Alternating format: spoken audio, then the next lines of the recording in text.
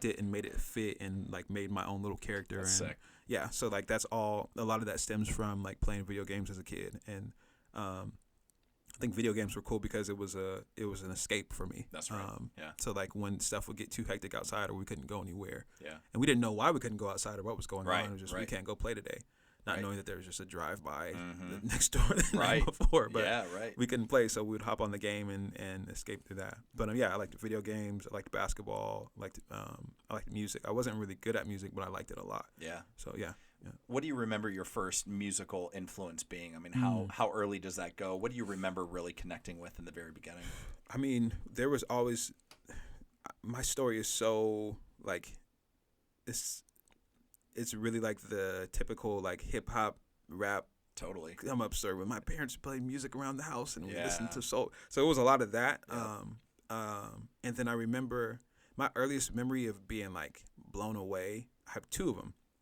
One of them was we were at the First Night Festival in Tacoma, and we were I remember having like the greatest times of my life, and just being a little kid, like, and everything felt so big, and there was this band called True Steel, and they were playing like the steel drum music, and I remember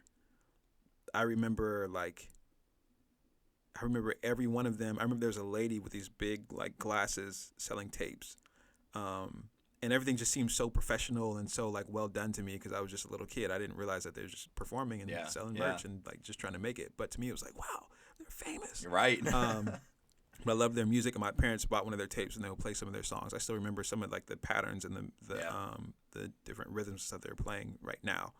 And I must have been 3. Dang. Must have been 3 or 4. Yep. And then another one was the first time I remember playing piano. And this is weird to me to think about because at that time I didn't realize how young I was. I remember we were at this program called Super Club where they would come. Life Center Church would come to Hilltop in different neighborhoods like on the east side and stuff and pick up kids and bring them on Saturday mornings to go hang out and play and stuff. Yeah. And there was this band called Infusion. Who actually it's funny, I ran into the guy that was their keyboard player recently. Nice.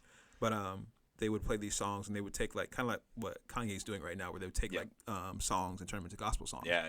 So they took Crush on You by Lil' Kim and redid that and did like another version of it. And I remember loving those chords. Yeah. And going back home and trying to play those chords. And I don't know how old I was at that time. I was born in 89. I don't know when that song came out, but I'm maybe like 5 or 6 or something like that. And I went back home and tried to play those chords on our organ that we had in the living room. And like, I didn't get them right. Yeah. But I had like my own version that I would play. And so from anytime I was by a piano, I'd have my little song that I'd play. That was like, this is my time to shine. So I'm going to play these 4 chords. And to me, it was just like, I'm just doing what I do. But I didn't realize like, dang, you're a little kid, like figuring out how to play something that you heard. It's a pretty complex thing. Yeah. But that was the beginning for me. Is like I was comfortable like making up my own little things and my own little songs and doing my own versions of them. And then when I turned 8, I wanted steel drums for my birthday. And my dad, instead of getting me those, he got me his xylophone, which was like I was devastated. Sure. kind of a different context, it's a different thing, different instrument. Right. But the cool thing was I went and started learning how to play it and stuff and making songs on it. And it's a lot like a piano. Like the keys and stuff are set up the same way as a piano is. So I started learning how to I didn't know this at the time because I didn't understand what scales were and things like that. But I remember my brothers and sisters always playing. I forgot to say all my siblings played instruments growing up. Nice. Okay. My oldest brother was like a saxophone genius. My older brother Michael played trumpet. My little sister Danielle played clarinet. Nice. So all I heard all day was either music playing or scales. A lot of influence there. Yes. And I didn't know what the scales were, but I liked hearing them, so I would play them on xylophone. Yep. And I didn't know this, but I started developing like relative pitch at an early age and like training my ear. But I was just trying to play songs and play things I'd heard. Right. But yeah, that was the first time I remember like listening to music and loving music was definitely True Steel, which is so far from what I do now. Absolutely. But, like, you never know. Yeah, you never know. Oh, a crazy thing is, so I was in Portland a couple of years ago, and I was at an event celebrating someone's birthday. I think it was Mel's birthday. This lady from Seattle, and we were all out there at this like art compound, and there's an artist out there named Blossom, that we kind of just like ended up kind of standing next to each other. I think we had a mutual friend that went to go do something, so we're just kind of standing around, and I'm like, oh, like when you're with someone you kind of know, Yeah. and the other person that you really know leaves, and you're like, oh, do I leave or do Yeah. I? This is awkward. Yeah, like I don't want to kill the vibe, and I'm Right. super like I'm so introverted, so like for me I can and also very sensitive, so I Right, feel all right. I'm like, oh, I don't want it to be weird. I don't Right, want to, right. let me just say something and like start some conversation, or Yeah, say, like yeah. so that she's not just feeling uncomfortable. Smart. Yeah, and so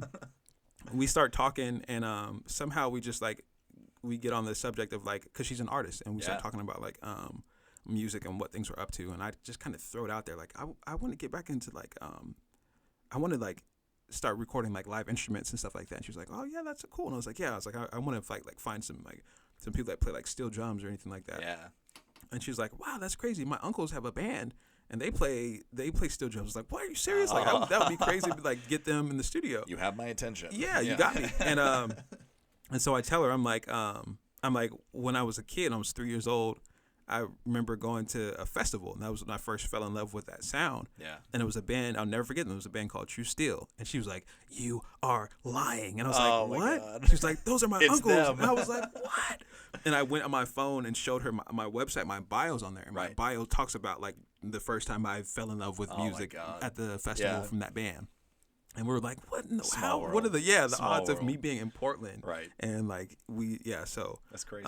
but yeah, so True Steel, one day I'll reunite with them, but yeah, That's what's up. That was the first memory.